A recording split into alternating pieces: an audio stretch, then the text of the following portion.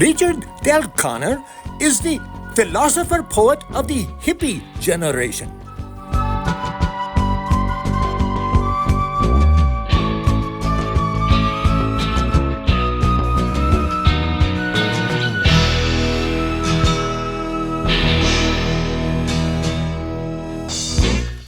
Preparing for these podcasts is kind of fun. It's taken me a month, though, to do all 26 of these and lay them out. So I'm going back to the beginning is things I did a couple weeks ago.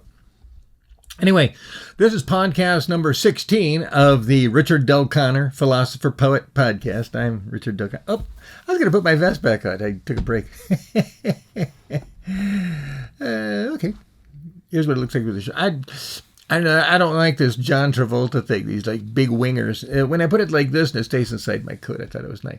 So I'm experimenting because I got a lot of wardrobe. And as a Buddhist, I inherited a lot of dead people clothes. So I haven't even worn some of mine. I got some great stuff, really good stuff, beautiful stuff, formals. Anyway, for a poor person, I look like I'm doing good. Where are we? Okay, so where's my intro? Usually I write an intro. There it is. All right, let me read what it says. It says, this is the Richard Del Connor Philosopher Poet podcast. Hey, I got that right. This is a journey of years 1981 to 1983 in Hollywood, Burbank, and Santa Monica. This is level 5. My love lives would evolve into the next chapter of life at UCLA Film School while performing my Coyote in a Graveyard rock opera. And and Michael J. Fox, Steven Spielberg, all kinds of neat stuff was going on in UCLA. But that's the next one. This is level 5. This is the one between them. In fact, I think this level is called Temptation, isn't it? I got it covered up wherever I wrote that. But I think the 5th one is Temptation before Coyote in a Graveyard. Well, actually, I can look up there. It is, yes, I'm correct. It's Temptation. Okay, so where were we? So, it says so in the next section. Okay, so if we go to, let me see. Author stories. Sid's Place. I'm supposed to be promoting Sid's Place. I don't have to put an album cover or something. Well, I have to put it in the screen. I was writing the intros with the blue pen, and obviously that's not cool. And this is permanent marker. It's like, that's ugly. It's like, I will reserve my hand motions to this hand so I don't distract you. Distract me. Okay, here we go. Anyway, topic number 1 is Laurie and I analyzed my future, and we decided of all my possible futures that Shaolin Music, my company, which I founded in 1984, my music publishing company, which should be what I pursue. And then from building a foundation financially from that, I could then do all my other stuff, my record company, film company, and all that stuff. And sorry if I bang on this table once in a while. You might hear it. Anyway, my desk, actually, where I'm looking into my desk, and you're kind of on the corner of my desk looking at me. So, in fact, right behind this camera is one of my monitors, and then I got a really nice monitor over here. It's like, I got the best monitors. I can't wait to give you a tour. It's incredibly cool when I have this beautiful sound coming out of these excellent monitors. And then, of course, my music, it's just like, I'm in heaven. It's these guys are just awesome. Anyway, I like music. Always have. Ever since I was a little baby. Real affinity for music. Okay, so where were we? Up here. Laurie and I. Oh, by the way, I was trying to figure it out. There have been 6 Lauries that I think I had sex with. Maybe. Let's keep it at that. For 6 that I can remember. Several different spellings of the name. And I was kind of shocked. Why so many of those? Maybe a whole bunch of Michelles? No, I think only 1. But 6 Lauries? Anyway, so I'm not telling you which ones are which. You can figure it out if you get all the stuff and piece them together and finally. But I kind of like conceal it since I don't know them and I don't talk to them and I don't want to embarrass them and all people hounding them. So anyway, but I really appreciate that because she was totally right. And I wish she dumped me. Oh, I'm kind of giving it away. But anyway, she dumped me. And as a result, I didn't end up pursuing that. I ended up doing the rock opera, going into the movies. That didn't happen. And then I tried to make the soundtrack. And then I went to Utah. And then I got into just trying to pump out any kind of music I could from my isolation. Okay, sorry. Here we go. So next thing, topic number 1. It says... what do I put that for? Portray my frustration at no one buying my books? Maybe I already have inadvertently. Okay, explain jazz versus blues. I don't want to get all negative on you. Jazz. Do I do it? I really boxed myself in on this one. Anyway, when I was even homeless and I was playing gigs around, and mostly for free because I wouldn't do jazz. And jazz, I could have got $50 a night. And I was lucky if I ever made 25 playing blues. Seriously. But a couple of times I joined those jazz people, and I told them I'd jam blues. That's what I said. And I try to qualify it. And they start playing these old standards and these jazz songs. It's like, or Stormy Monday. And it's like, no, sorry, I don't know that song. Tobacco Road. No, never played it. Those were their compromises. Maybe something from Porgy and Bess, but nobody ever mentioned that. Anyway, the difference between jazz and blues is blues requires maybe less education but more feeling and expression. Okay, it's more of a heartfelt gesture and such. Jazz is you're just a player piano. You got no emotion. You just play the song. Put the music in front of you and you're like a machine. So you're just a machine, no emotion. You got to just play it. You got to play it. It might tell you what the emotion is within the music, but it's not up to you. Normally. So anyway, the point being is one person's an automaton and the other person is expressing their heart and their soul. So that's my easy expression of how to say the difference. I could get more technical. But anyway, so jazz people are just people who learned how to play and they're just trying to play weird and play wrong notes and get away with it, and then they feel proud of themselves. That's what improvisation is to them. It's throwing in as many wrong notes as you can and getting away with it. And the blues is trying to stretch it, try to find a new way to express something and maybe find a new guitar riff or something. It's an exploration. So totally different mentalities, mindsets, motivations. So blues and jazz can never be the same, and you got to play one or the other. And once anybody becomes good in jazz, they're giving up the blues. Maybe not. Maybe they just sold out, but they could still play the blues. Okay, maybe they sold out. All right, so, okay, continuing on. Like I said, that's kind of a dark subject. KFC Metaverse number 4 is The Rich. So remember, 4 is The Rich. That's like 78 to 80. And then number 5 is Temptation, which is 81 to 83. Temptation. Mountain of cocaine. Yeah, not ingested by me, but all around me. In fact, that's how I pay. Well, do I say things? It was a financial commodity, so I just have to leave it at that for right now. I need that 30 before I can say so much stuff. Okay, so anyway, really fun time. This is the temptation period. So where were we? Oh, the Sid's place. For The Rich. Okay, so The Rich. Now we're in 78. I'm jumping down too far. I get this little thing stuck onto my monitor, my computer. But anyway, the Sid's Place novel. I'll try to put something up. Extra noise coming right now. Sorry about that. Might be music. I'm looking at my dial, my noise level. So anyway, let me just get out of here as quick as I can then. Darn it. Okay, so where were we? Okay, so Sid's Place, get that book. That was from this period. That was written between 81 and 84.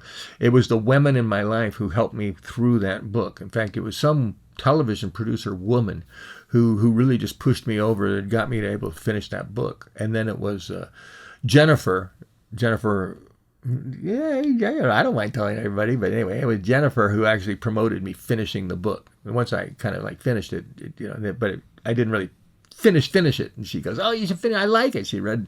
So then I went through and did a final edit of it, like a third draft of it. And that was, yeah, and that was cool. And then since then, I've kind of done a couple other drafts of it to tighten it up a little bit and had some Bantam Publishing. Almost took it. The guy left Bantam Publishing, but he kept me as a solo project, and then somebody hired him off, and he moved off to Colorado. We're talking about the mid-'80s, so long distance doesn't work. So I lost my editor, this guy who was like, anyway, but he kind of was like babysitting me or mentoring me, better word. He is mentoring me. And so he helped me through my final draft, the 5th draft maybe of the screenplay, of the book, Sid's Place. Okay, so we're continuing along here. A little quieter now for some reason. TV producer, yeah, to method writing equals method acting. So me, I'm a method writer. I'm a poor, unknown, unappreciated writer. But here's how I do what I do. Maybe somebody will like it when I'm dead. I would call it kind of method writing, because there's like a scene in the Sid's Place movie that I cannot read it without crying. It never even happened. It was a scene at the bike racks where someone dies. And I'm going to get all choked up just thinking of it. But that's so real to me. I'm actually starting to get serious. I can't believe it. See? So I create, when I write my stories, God, see, I'm surprised. I know that's one of my soft spots. I can't never get past that. So anyway, I couldn't even talk about it. Wow. So, but that's a fiction thing in that book. But I had to be able to write and create those characters. And once I did, it was method writing. I wrote those things so that they were alive in my mind. I'm playing them out in scenes. And so it's like, even though I know it didn't happen and I know she's fiction, it's like I can't get through it without it being an equivalent of a real experience, shall I say. Okay, so here we go. Method writing. That's what I do. Method acting and method writing. Okay, so okay, now we're in topic 2. Yay! Shaolin Music was founded in 1984 with Shaolin Records. So in 1984, when I released my first record and founded my record company, Shaolin Records, I had to have a publishing company. And then the publishing company had to have a release. And so I had to have the record company and the music publishing company at the same time to launch them. So the music publishing company and the record company, because they were founded simultaneously. I usually say September.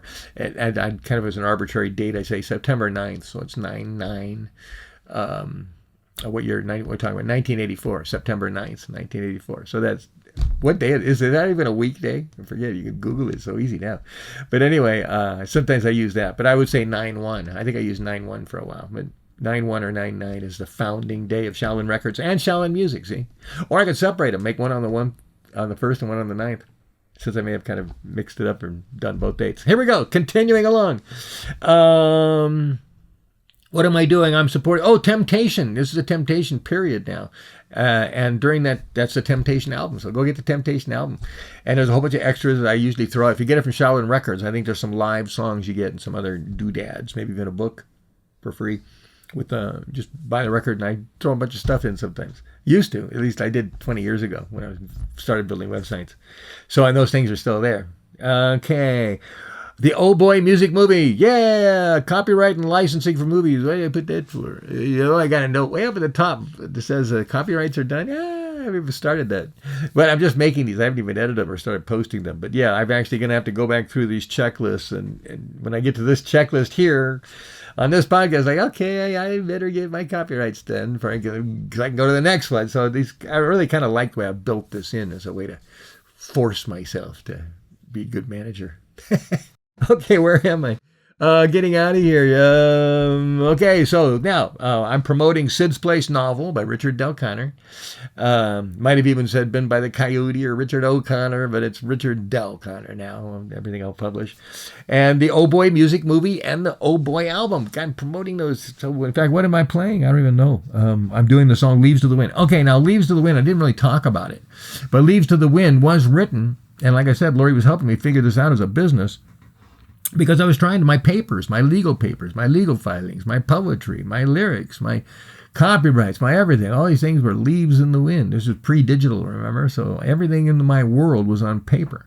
So all these leaves represent the papers, and they're in the wind. Or I'm even, in my vision of kind of making the songs, I'm putting them out to the wind, saying, hey, please, kind of like putting them out in the internet. I post them up in the Spotify and stuff, and then it's just like, well, what happens? I'm not really in control after that. And that's what it's like back then. Just throwing my paper up is letting the wind take it. Still kind of in the same spot, aren't I? So this song has more relevance than I realized. I'm still throwing my leaves to the wind 40 years later. Okay, so anyway, where are we? Okay, so that's what I'm promoting with this podcast. Go buy those. Come on, make me successful and be it's not that I want to be a good salesman, but come on, I need a little bit of a reward. I mean, I'm begging now. I don't like to beg. I'm out of here. Okay, here we go. My outro. There's no outro. I used to be like, oh, well, I got one thing written here. And I want to thank my musicians. I mean, not every podcast, but I like to, even if I forget, I'm always thankful for all my musicians I've worked with. And I noticed here, right, that I wrote a note to Bob and John Merritt. Bob, the guitar player, and John Merritt, the drummer. Thanks to you guys. And I even wrote, playing on stage was fun. And the rehearsals were cool. So, we rehearsed, and then we went out and performed.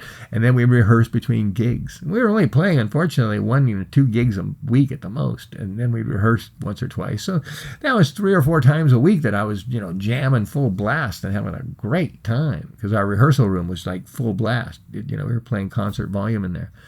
And that's a whole story. Renting that from Mark Palladino. Mark, where are you? Mark Palladino. I was renting that from him. So, okay, see you later. Oh, I'm not sure. You're going to get this lyric video. I don't know if you get anything else. But...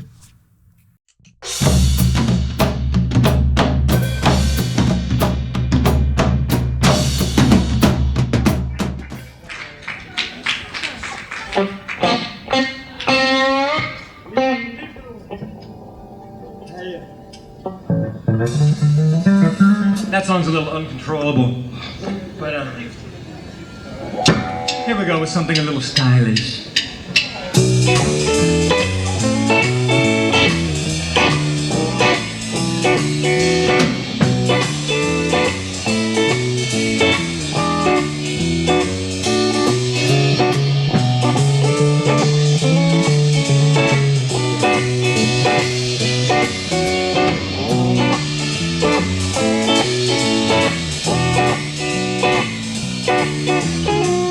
I've been down many roads, carried my weight of some heavy loads. Been in trouble, but it's lots of fun. Caught in wind and then run. But there's too much confusion now about where I'm going and the way how. I'm tired of waiting for people they're working through. Yeah, I'm not waiting around. I'm tired of this crazy. I wanna put my roots down the ground and throw down my knees to the wall. Whoa, throw my advertise my dreams for sale. My winning ticket lost in the mail. Killing time in audition halls. Too many ways to telephone calls. But I'm not waiting around. I'm tired of this crazy town. I wanna pull my roots out of the ground and throw down my knees to the wind. That's right, I'm gonna throw my knees to the wind. Tell everybody, Bobby.